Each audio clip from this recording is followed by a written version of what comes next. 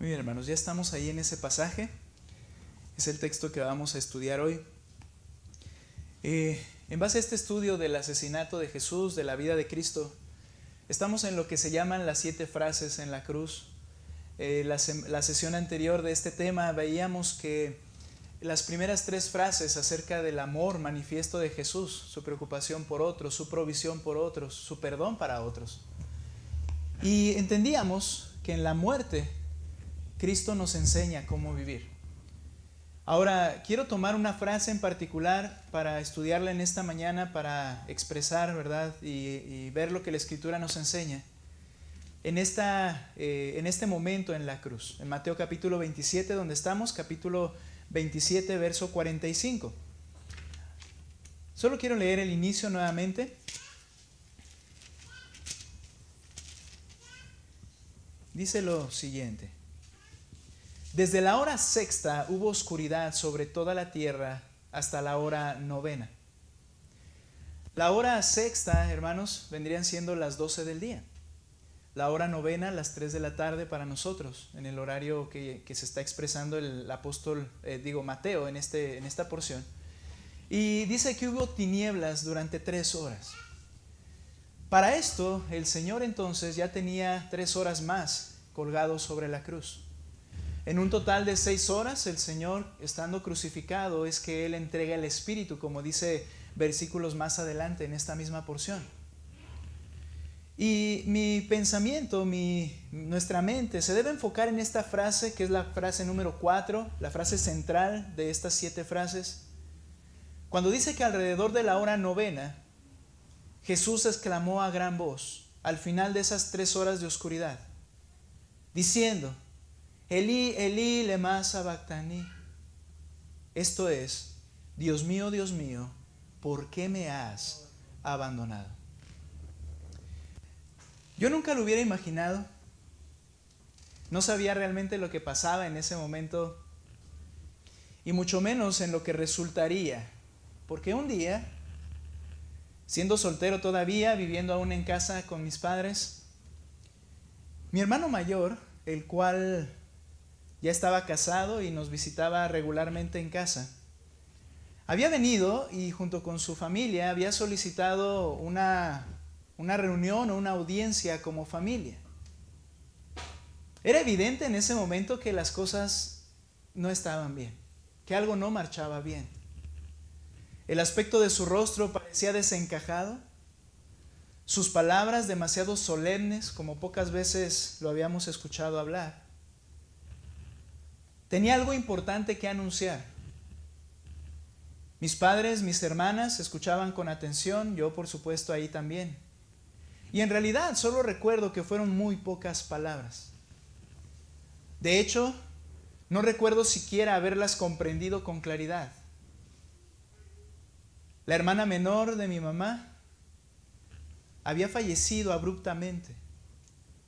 Y él, mi hermano mayor, era el primero en enterarse y traer la terrible noticia a los oídos de la familia. La verdad, mi mente tiene muchas lagunas de ese momento. No recuerdo las palabras que él expresó, creo que apenas las estaba entendiendo. No recuerdo demasiado los semblantes de los demás, pero hay algo que marcó mi mente y lo sigo recordando como si hubiera sucedido ayer, como si hubiera pasado hoy mismo. Un grito de dolor, tan desgarrador como jamás he escuchado hasta ahora en mi vida de nadie. Y estoy siendo honesto con usted. Era mi madre, quien de forma espontánea, cuando ella comprendió las palabras que se habían expresado de parte de mi hermano, de forma espontánea expresó su dolor por su amada hermana, a quien había compartido el Evangelio durante mucho tiempo, pero ella nunca parece haberlo abrazado. Nunca olvidaré ese grito. Fue desgarrador. De hecho, pasaron mucho tiempo. Cuando yo recordaba eso, yo lloraba porque había sido tremendo lo que yo había escuchado. Fue un grito espontáneo de un genuino dolor, un profundo dolor. Pero nada puede compararse a estar presente en el Gólgota, el monte de la calavera, frente a la cruz, y escuchar al ser más manso que jamás ha pisado la tierra, aquel que en pocas ocasiones quizá levantó la voz más allá de lo que se podía permitir, gritando de la forma más dolorosa y desesperada: Elí, Elí, lema sabactani. Dios mío, ¿por qué me abandonaste? Nadie se lo esperaba. Hoy hablaremos de la frase de dolor en la cruz.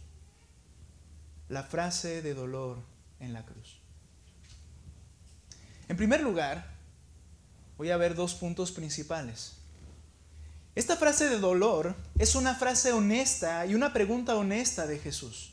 Ve conmigo, por favor, y dice, final del versículo 46, después de esas palabras arameas, Elí, Elí, lema sabactani, que no todos entendieron. Esto es: Dios mío, ¿por qué me has abandonado?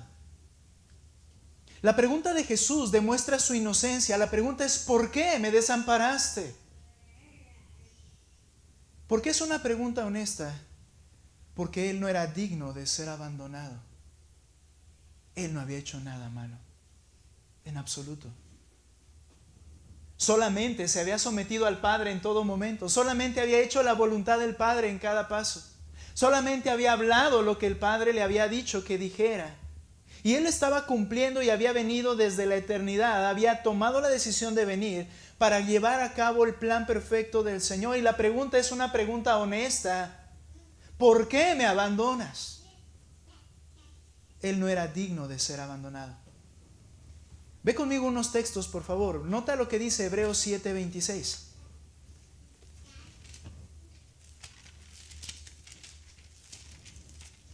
Hebreos 7:26.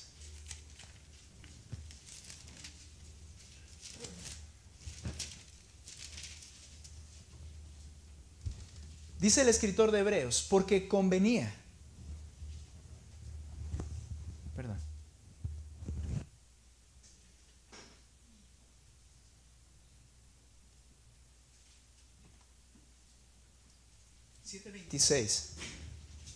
Porque convenía que tuviéramos tal sumo sacerdote, refiriéndose a Cristo. Nota cómo lo describe: a Cristo, santo, inocente, inmaculado, sin mancha, apartado de los pecadores y exaltado más allá de los cielos. El Señor fue santo e inocente. La verdad es que el Dios santo y justo no debía haberse separado de un hombre justo y santo como el único que ha pisado la tierra en toda la humanidad. Por eso el Señor pregunta: ¿por qué me has desamparado? La pregunta demuestra que Jesús era un sustituto penal. Nota que cuando le dice Elí, Elí, lema sabactani, Dios mío, no le dice Padre mío, como muchas veces Él había dicho. Es mi Padre. De hecho, muy pocas veces Él utiliza, refiriéndose al Padre, con el término Dios mío.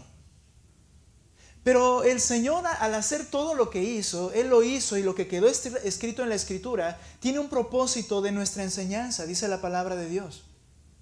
Y Él, cuando dice Dios mío, esa frase lo que implica es que al no decir Padre mío, Jesús se ve Él ante el Dios juez justo que demanda justicia.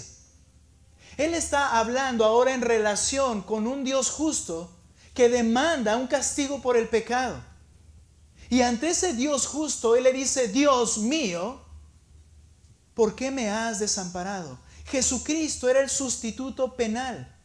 Dios era el juez, y en ese momento está hablando el juez junto con el culpable en ese momento.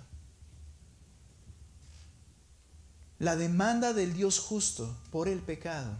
¿Podemos bajar un poquito o en general? La demanda del Dios justo por el pecado es la muerte. ¿Recuerdas? El Dios justo, hay una realidad y alguien lo preguntó hace muchos años. ¿Cómo el Dios justo puede abandonar al único hombre justo de toda la historia? No, Él no lo puede hacer. El Dios justo no puede abandonar al único hombre justo de toda la historia humana.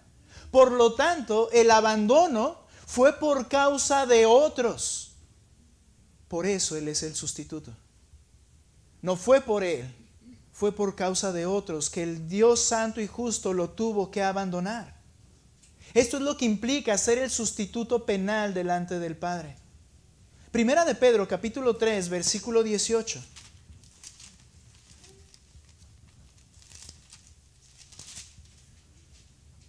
Pedro, que estuvo en la primera fila, al ver cómo fue maltratado el Señor y al ver también su muerte, estoy seguro. Nota lo que dice Primera de Pedro 3, 18.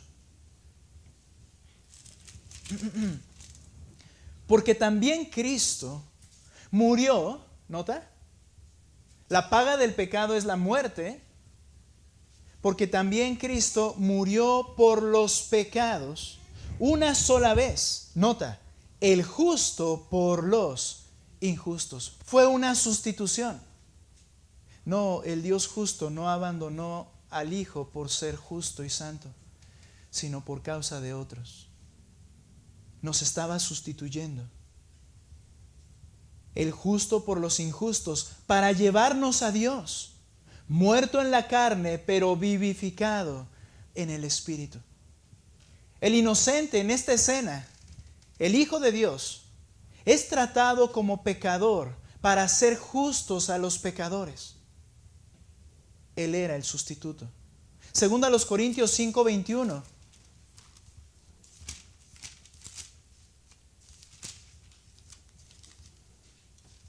Este primer punto es un tanto más teológico, es una explicación teológica, la sustitución penal de Cristo, la redención.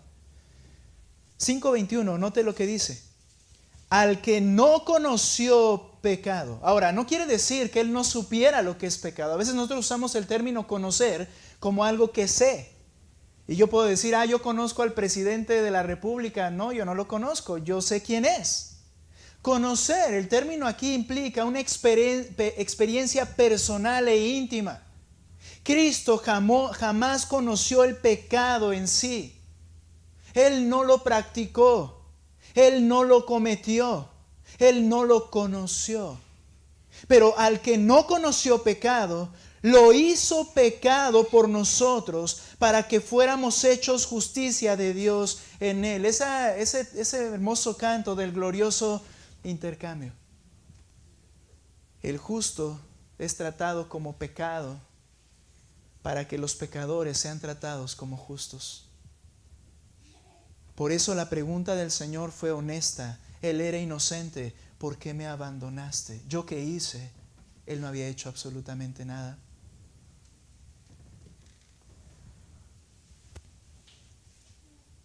La pregunta de Jesús no solo muestra su inocencia, sino que la pregunta de Jesús muestra también la redención. Jesús estaba saldando una deuda que no le pertenecía. La muerte por el pecado de los pecadores. Él estaba muriendo por el pecado de los pecadores. No era una deuda que a él le pertenecía. Él no la había cometido. Él no tenía deuda alguna con el Padre. Por tanto, esta pregunta refiere, ¿me abandonaste?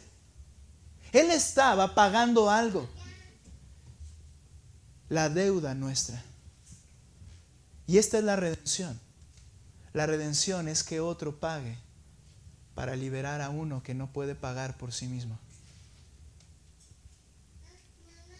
La muerte espiritual es la paga por el pecado. Romanos 6:23 dice, porque la paga del pecado es muerte. Dios advirtió en Génesis cuando creó a Adán y le comenzó a dar la labor de trabajar la tierra y de comer de todo el fruto. Él le advirtió algo en Génesis 2:17 y le dijo lo siguiente, que el día que desobedeciera, ¿qué le afirmó? Ciertamente morirás. La paga del pecado es muerte. ¿A qué muerte se refiere? La muerte espiritual. La muerte espiritual, hermanos, para explicar un poco el término, muerte significa separación. Cuando una persona, nosotros aplicamos esto, ¿verdad? Cuando una persona decimos es que ya murió, es porque su alma que le daba vida a ese cascarón se ha separado de ese cascarón y por tanto ya está muerto. Hay una separación, el alma ya no está allí. La muerte espiritual, que es el castigo, la condena que Dios impuso por el pecado, es muerte espiritual. ¿Qué es esto? Que Dios y el hombre, Dios ha abandonado al hombre por causa de su pecado. Dios, que es la vida, abandona una relación y comunión íntima con el hombre que ha pecado porque Dios es santo y justo. Él no puede relacionarse con el pecado.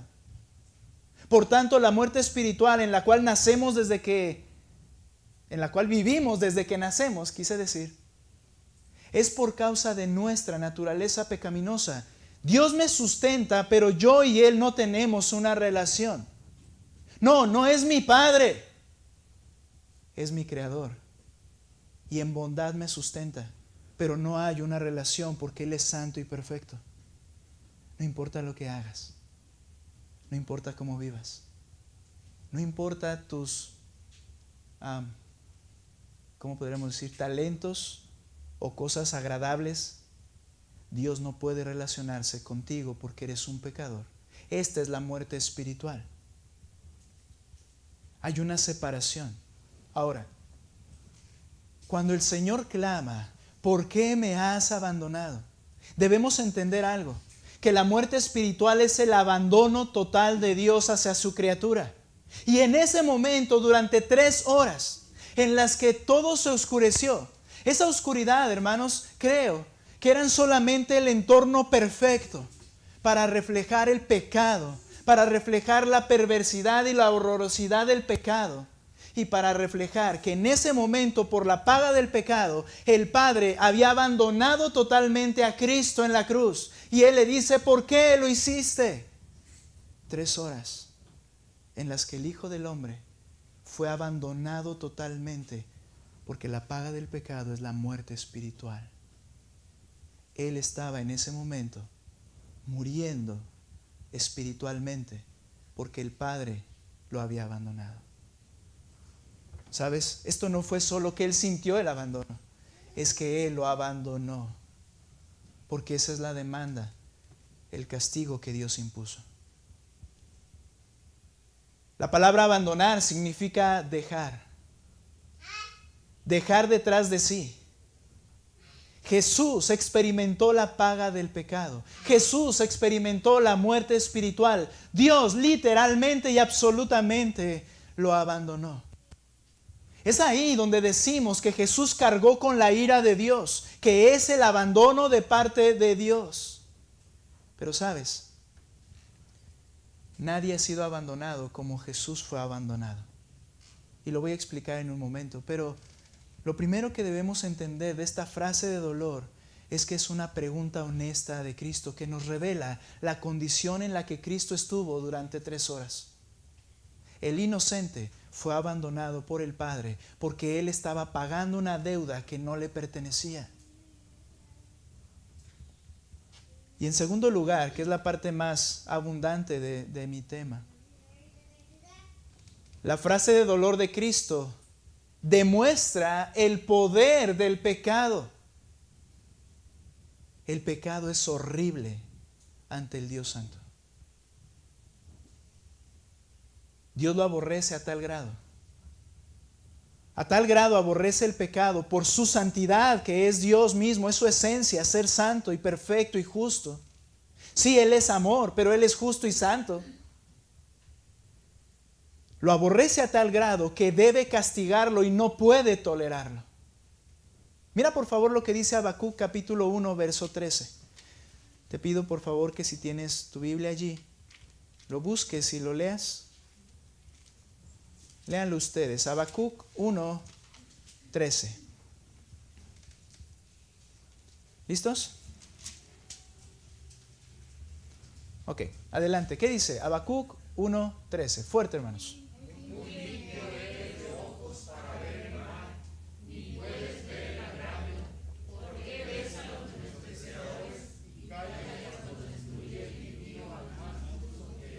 ¿Qué entendió Habacuc? Habacuc entendió que Dios es muy limpio de ojos al grado que Él no puede tolerar el pecado. Muy limpio eres de ojos. No puedes tolerarlo.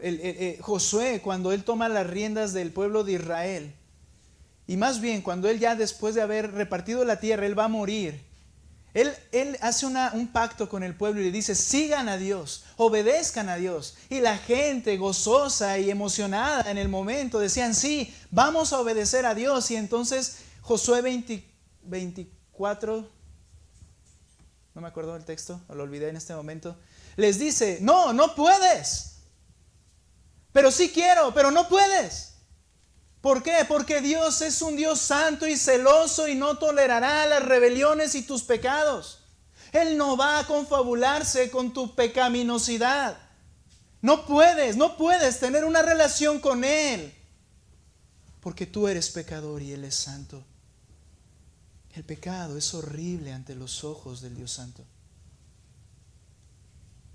Debe castigarlo porque Él es justo. Él es bondad, es cierto, pero no es más bondad que justicia. No es más amor que santidad. No es más verdad que juicio.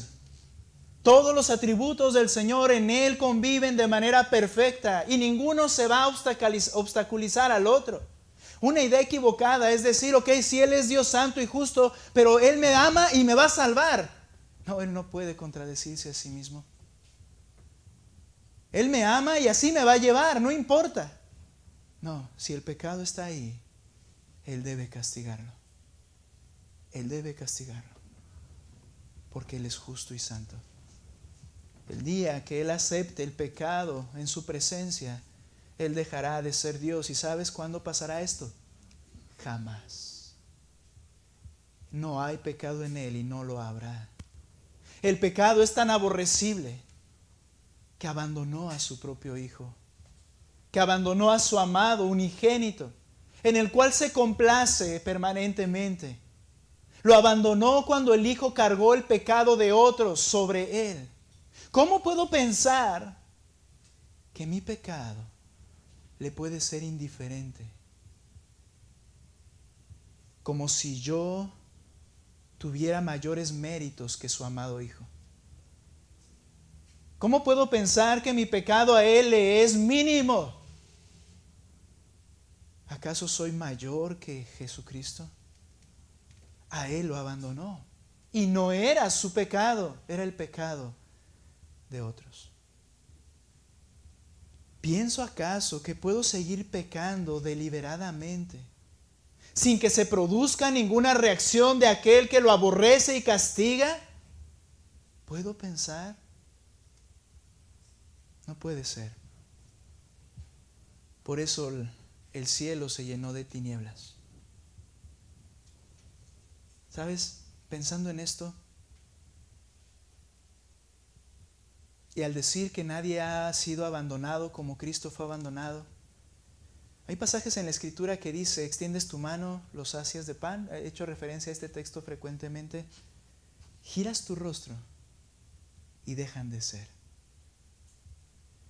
Y la única explicación limitada, y en este momento, y que no quiero decir que tenga la razón, pero la única razón por la que Cristo aguantó 3 horas es porque era 100% Dios, pero fue abandonado por el Padre. Si a nosotros el Señor quita su bondad, perecemos de inmediato. Se acabó. Pero Él por 3 horas estuvo cargando lo que nadie puede cargar. Literalmente, nadie puede cargar.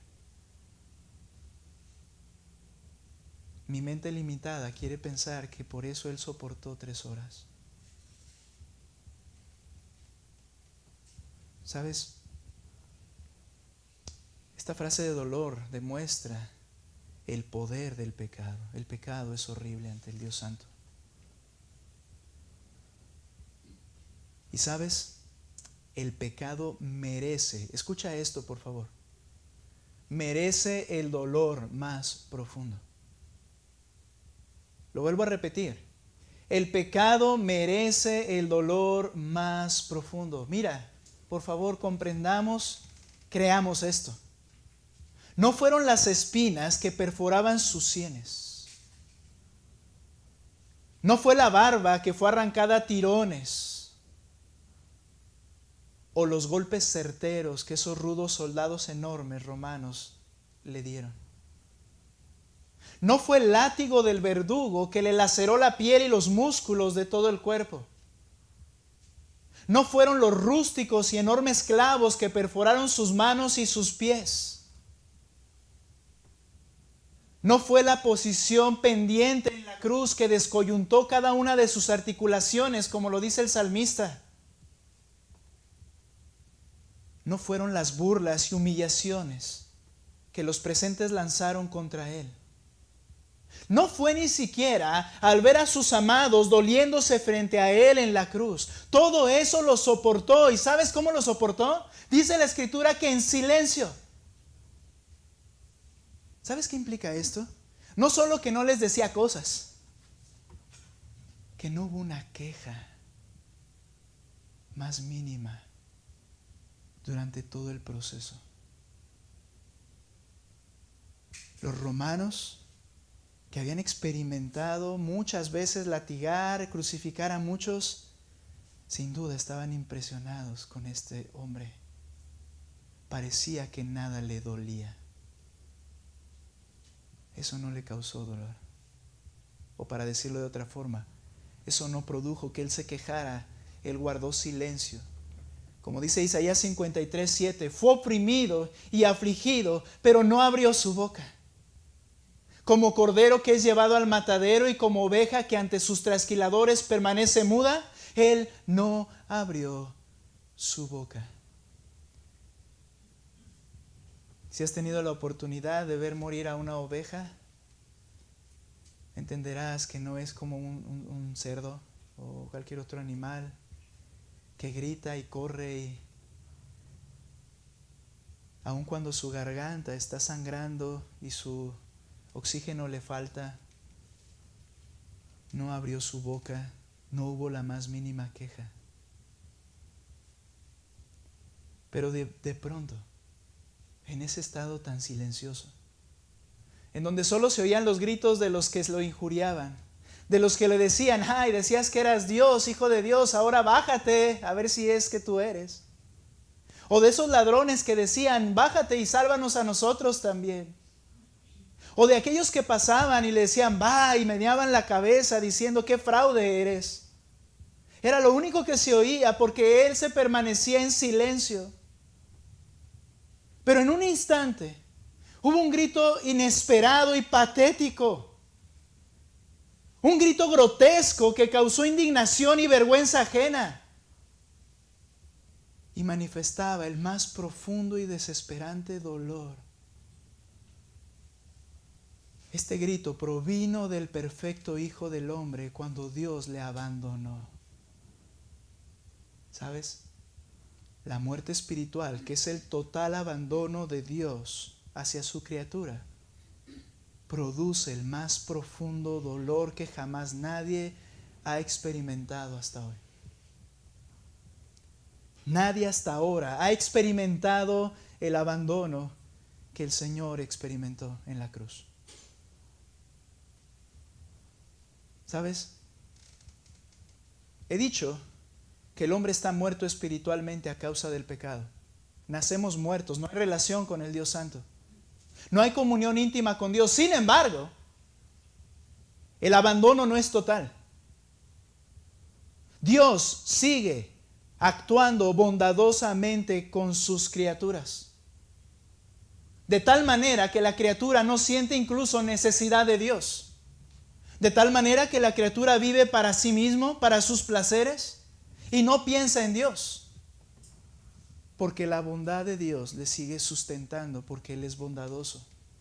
Esa bondad limitada que un día tendrá un fin y se terminará, la experimentamos aunque estamos muertos espiritualmente en nuestros pecados. Por tanto, nadie ha experimentado el abandono. Hasta los demonios, hermanos. Los demonios experimentan la bondad de Dios. ¿Recuerdas aquellos en los que el Señor fue a predicar y había un hombre que tenía demonios que salía a los sepulcros en Gadara Y él llega y entonces los demonios le gritan y le dicen, ¿qué tienes con nosotros? Y lo reconocen como el Hijo de Dios.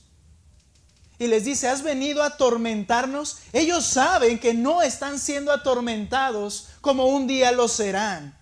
Y le dicen, ¿vienes a atormentarnos? En otro de los pasajes dice, no nos mandes al abismo, permítenos ir a los cerdos. Y la bondad de Dios para con los demonios.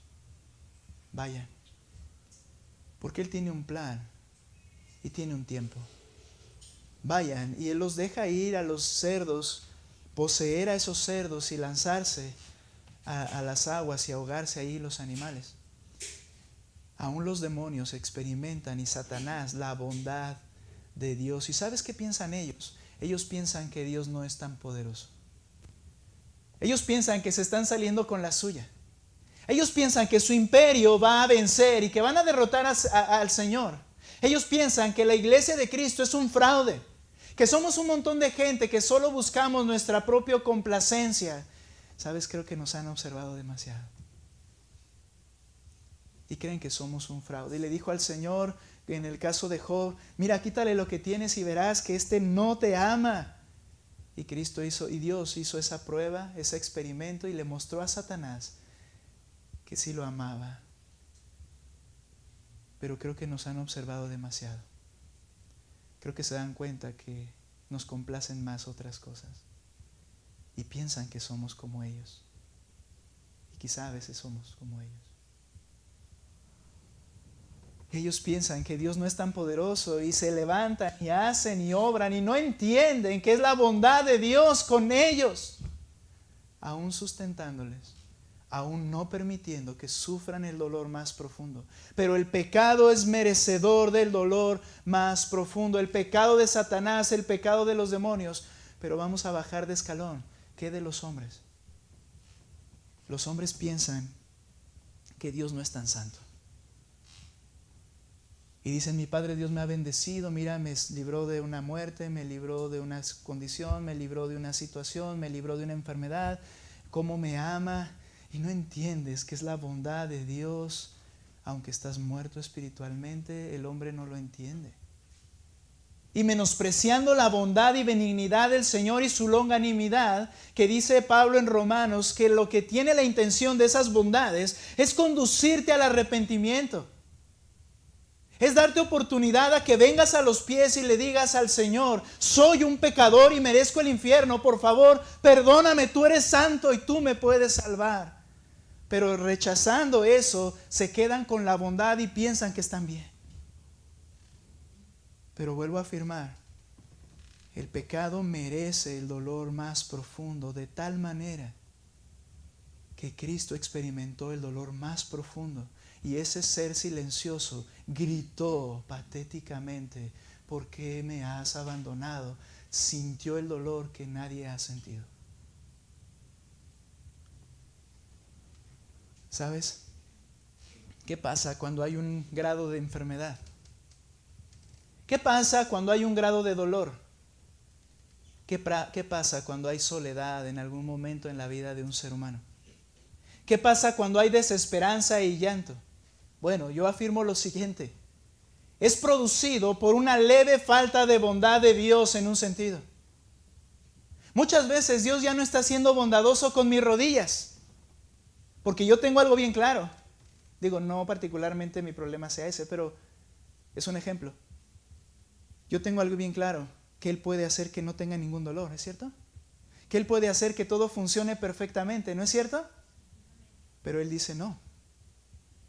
Y todo dolor es, para decirlo de una forma, una falta de bondad de Dios en un aspecto. En su bondad Él podría hacer que esto dejara de doler. En su bondad Él podría hacer que la enfermedad dejara de existir. En su bondad, porque Él tiene el poder, Él podría hacer que la muerte física dejara de llegar. Que las relaciones personales funcionaran. Que las cuestiones emocionales y familiares fueran alegres. Que nuestra relación laboral fuera satisfactoria. Que todas estas cosas funcionaran como debieran funcionar. Él lo puede hacer y es en acto de su bondad cuando así funciona. Pero el hecho de que las cosas no funcionen es la consecuencia del pecado. Es una falta o un abandono en un sentido de Dios en esa área. Pero sabes, aún no es un abandono absoluto. A alguien le puede no estar funcionando el riñón y sentir ese dolor, pero no te das cuenta las innumerables bendiciones y bondades que el Señor está teniendo con esa persona para que todo lo demás siga funcionando. Piénsalo. Él es el que sustenta todas las cosas y hace que funcionen. Pero quiero decir esto. El castigo que Él estableció implica el dolor más profundo. ¿Sabes qué es esto? Él ha determinado que abandonará absolutamente de su bondad a todo ser pecador, y entonces sabrán lo que es dolor. Entonces sabrán lo que es dolor, y Cristo supo lo que era dolor. 3 horas. Cristo supo lo que era dolor. Aún no hay un abandono absoluto. Pero un día, en el infierno, toda bondad de Dios será retirada por completo. Y será el momento más espantoso que nadie ha experimentado jamás. Y sabes, no serán 3 horas. Será por la eternidad. Porque el Hijo del Hombre, Dios, Jesucristo, pudo soportar 3 horas del abandono del Señor por causa de que, sigo pensando, que Él es el Hijo de Dios, la pudo soportar. Y Él pudo saldar la deuda porque Él no había cometido pecado, Él era perfecto, justo y santo. Pero los que van a experimentar por la eternidad el dolor más profundo son pecadores que merecen dicho dolor. Por tanto, jamás podrán saldar la deuda. No habrá un final. Será eterno. El infierno no es que Dios no está. Dios es espíritu y Él está en todo lugar. Él no puede dejar de estar en todo lugar. Pero sabes que sí abandonará a los que estén en el infierno. Toda bondad de Dios será retirada por completo. No habrá bondad. Será un momento espantoso. Por eso, ve conmigo a Lucas y ve las palabras de Jesucristo. Por eso sudaba grandes gotas de sangre, porque sabía lo que venía. El dolor más profundo. Lucas capítulo 13, por favor, versículo 27.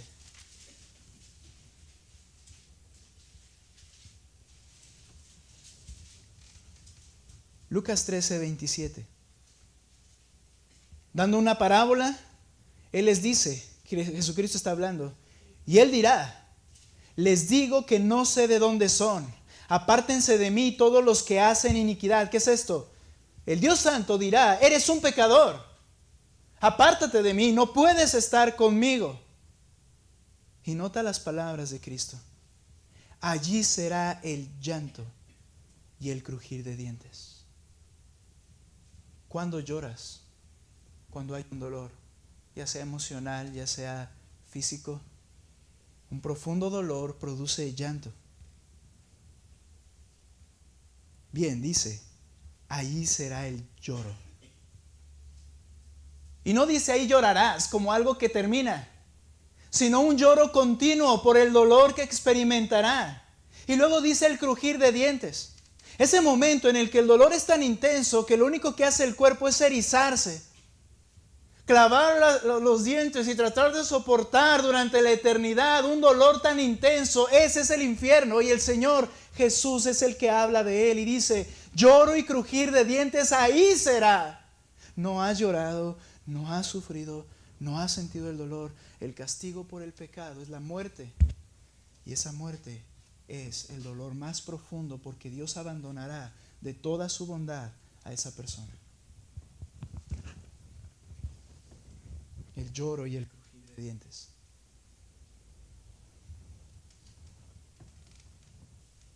Jesucristo lo soportó en favor de los que creerían en Él. Pero sabes, pero los que lo rechacen, pero los que no vengan a Él y reconozcan su pecado y le clamen por perdón, tendrán que pagar con el dolor sin esperanza de saldar la deuda por la eternidad. Es por eso que Jesús hizo una advertencia muy importante. Mateo 10:28. No teman a los que matan el cuerpo. Que puede ser un momento de dolor. No teman a los que matan el cuerpo, pero no pueden matar el alma. Más bien, teman a aquel que puede hacer perecer tanto el alma como el cuerpo en el infierno. Sí os digo, Marcos, a ese ténganle miedo. Cuando el Señor estaba orando en Getsemaní y comenzó a angustiarse y le pidió a sus amigos, y predicaba a nuestro hermano Fernando el jueves acerca de ello, que oraran con él, ¿qué le preocupaba? Él sabía que experimentaría este dolor y eso le estaba matando literalmente en su corazón.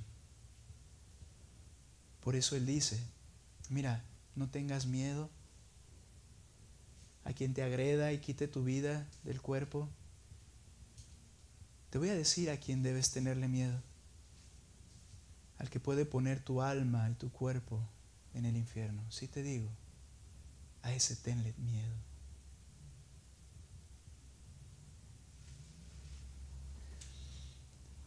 ¿Sabes?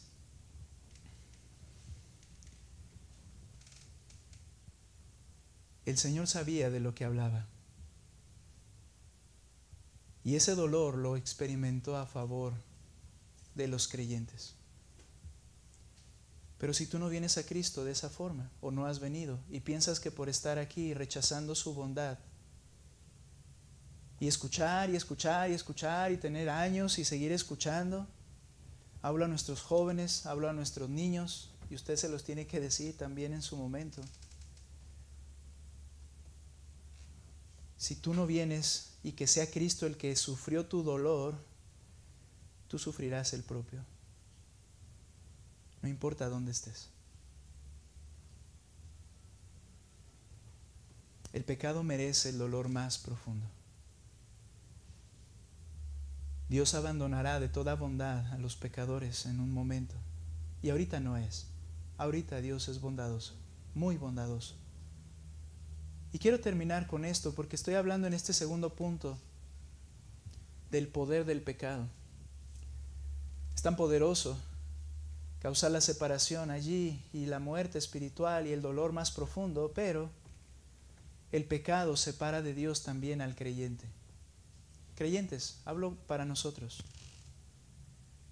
Si la relación única y eterna se vio afectada por el pecado, nuestro propio pecado también nos separa de Dios.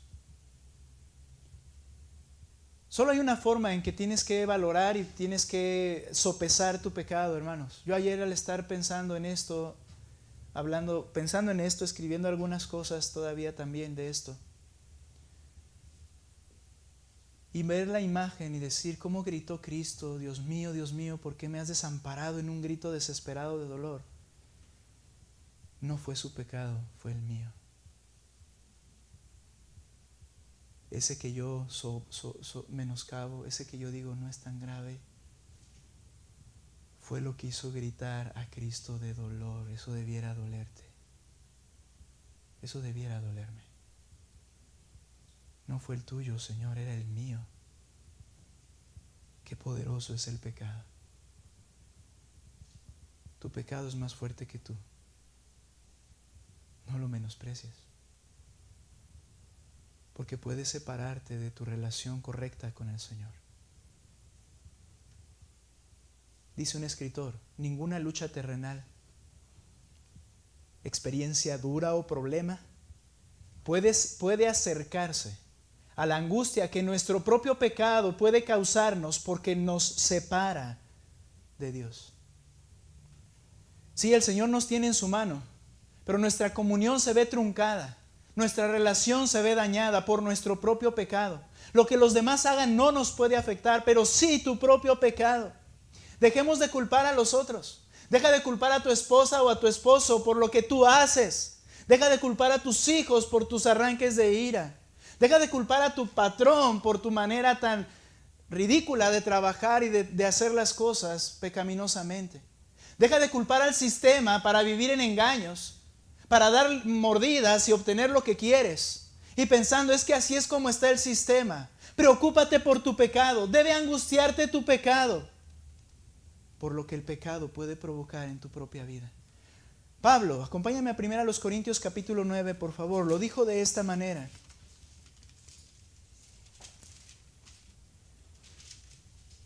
1 Corintios 9, 24.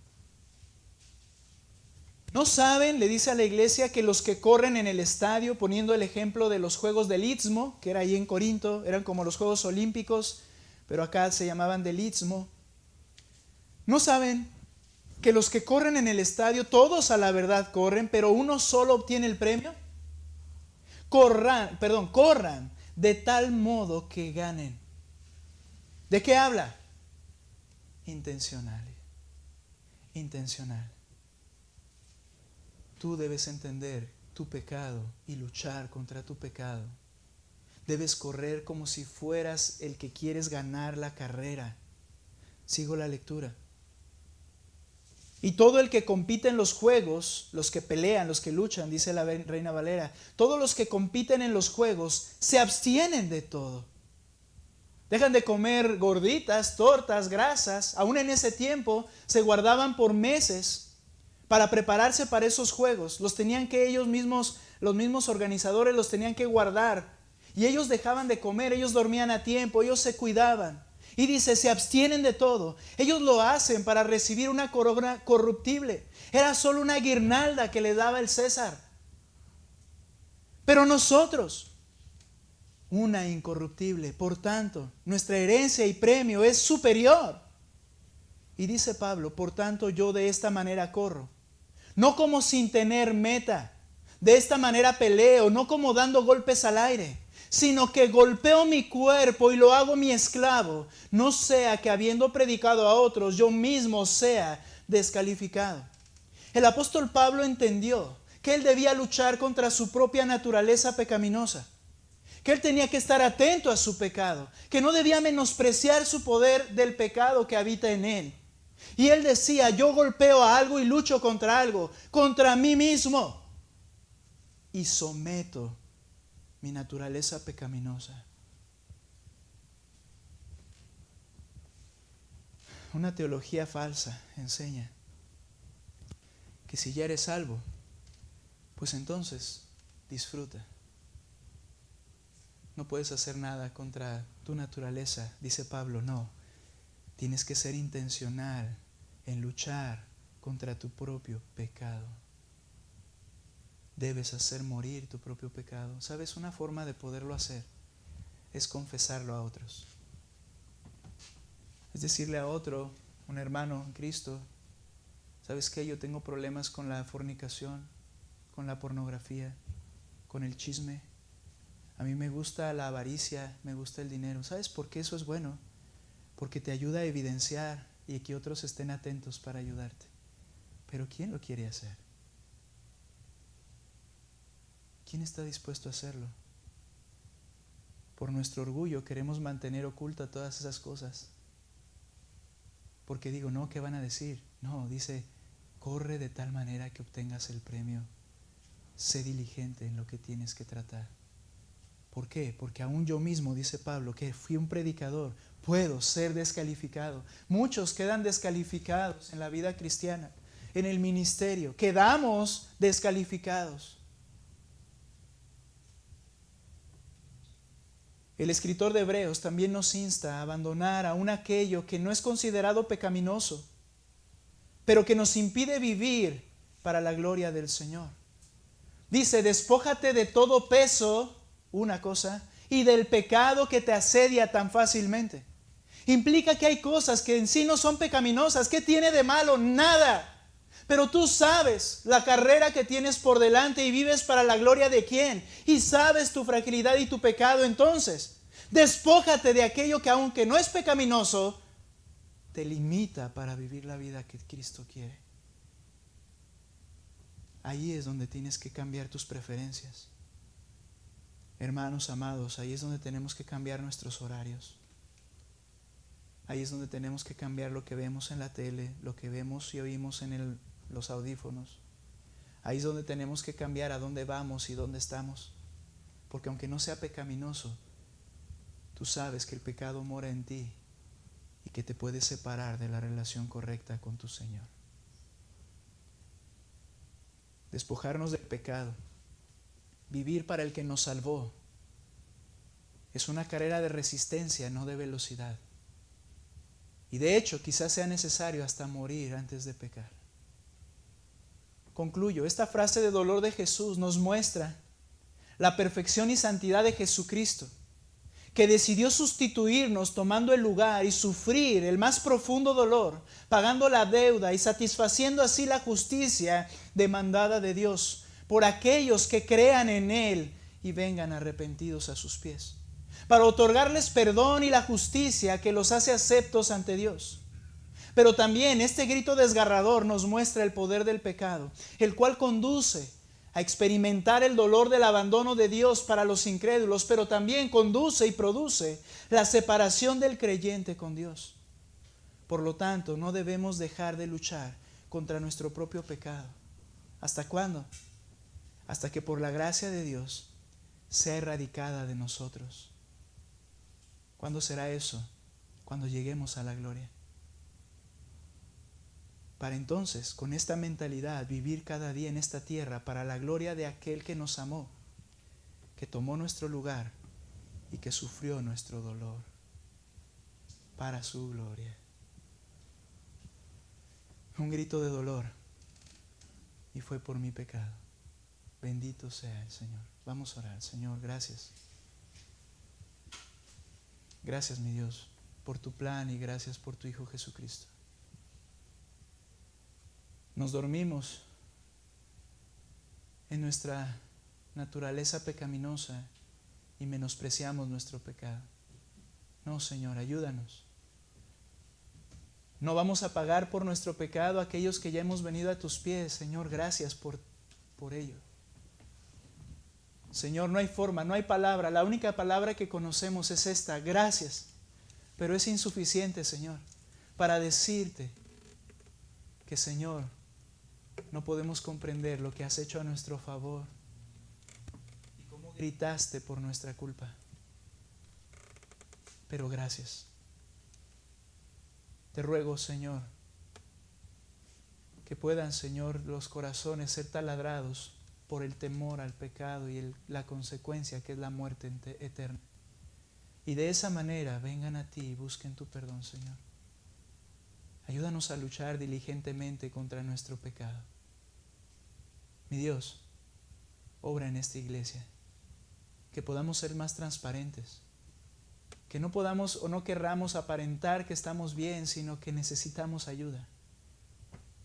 Y que, Señor, podamos vivir para tu gloria. Tú que nos has amado, tú que sufriste nuestros dolores, te damos la honra y gloria en el nombre de Cristo Jesús.